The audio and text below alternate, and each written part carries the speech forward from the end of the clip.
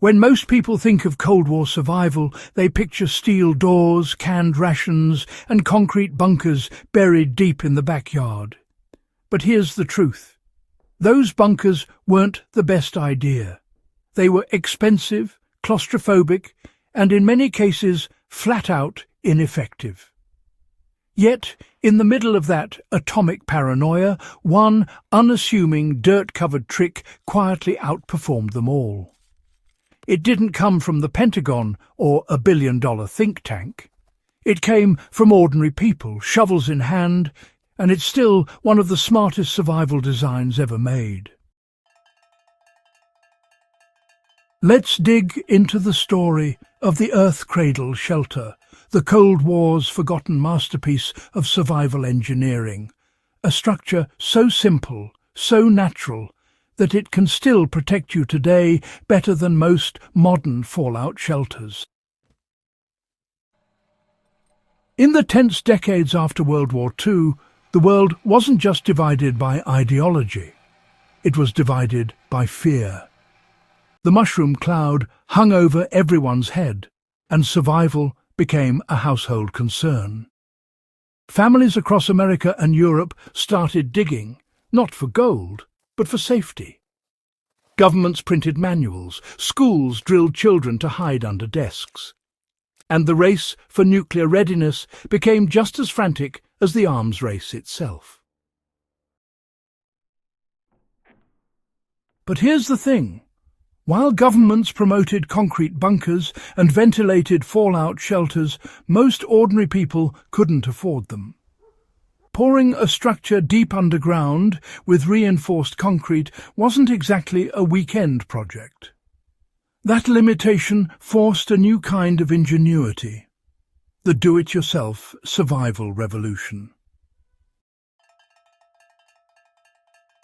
And out of that came the Earth Cradle, a design that looked nothing like the steel tombs the government was advertising, yet, it quietly outperformed them on every level. The genius of the Earth Cradle shelter lies in its simplicity. Instead of fighting nature, it worked with it. Builders discovered that soil, yes, plain, compacted earth, was actually one of the most powerful forms of protection available.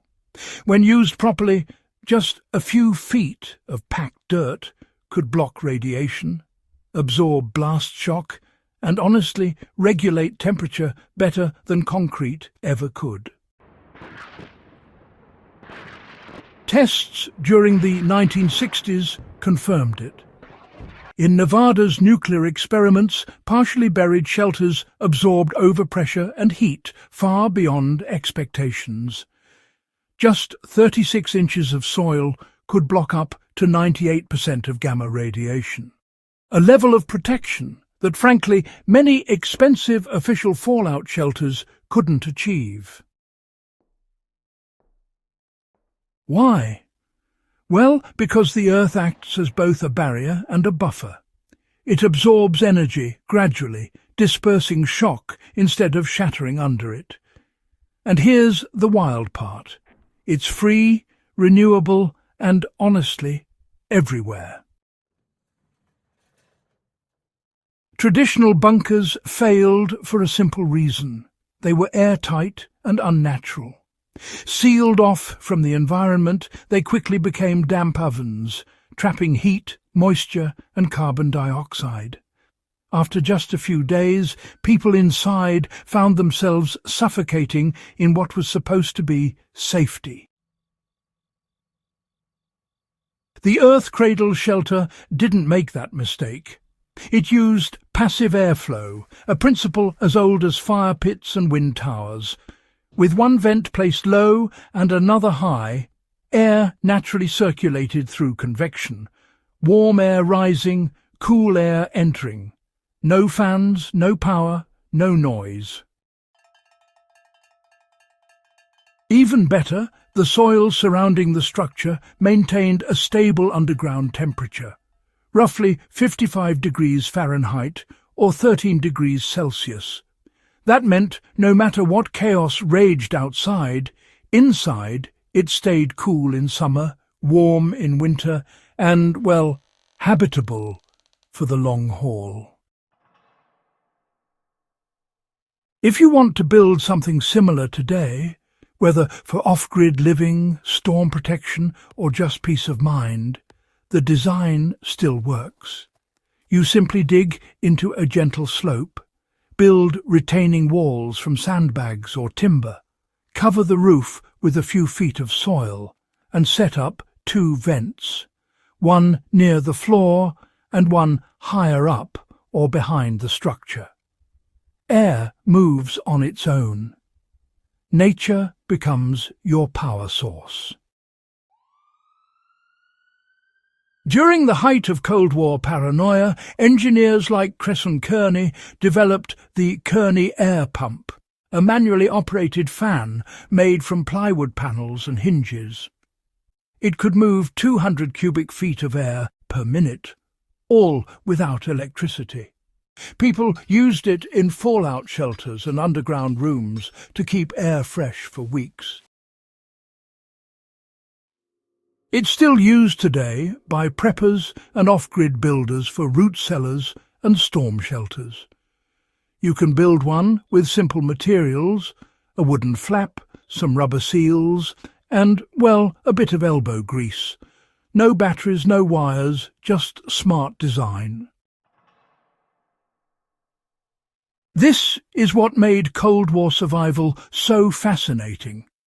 It wasn't about fancy gadgets or endless resources. It was about using natural forces, airflow, soil pressure, and thermal mass, to create resilience. Builders of that era didn't rely on luxury. They relied on logic. Here's how you can take these principles and use them now. Start small. A shallow, earth-sheltered structure, around 4 to 5 feet deep, can serve as an emergency shelter, root cellar, or temperature-stable storage space. Line it with timber or sandbags, span the roof with beams or corrugated metal, and, well, cover it with at least 2 feet of compacted soil. That soil becomes your insulation, your armor, and your stealth. From the air, it looks like a hill or just a patch of land. From the inside, it's a fortress. Keep one entrance angled slightly down to deflect rain and channel airflow through vents. That's it. No power, no noise, no fuss. Even if you never face nuclear fallout, the principles behind the Earth Cradle can, really transform how you think about sustainable design. Earth-sheltered homes, passive cooling systems, and self-regulating structures all trace their lineage back to this humble Cold War hack.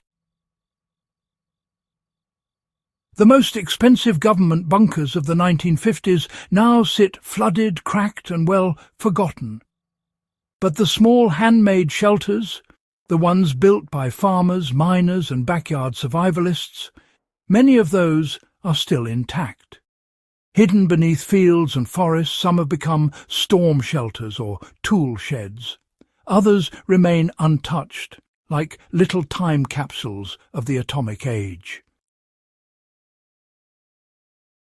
They survived because they obeyed the oldest engineering law there is: work with nature, not against it.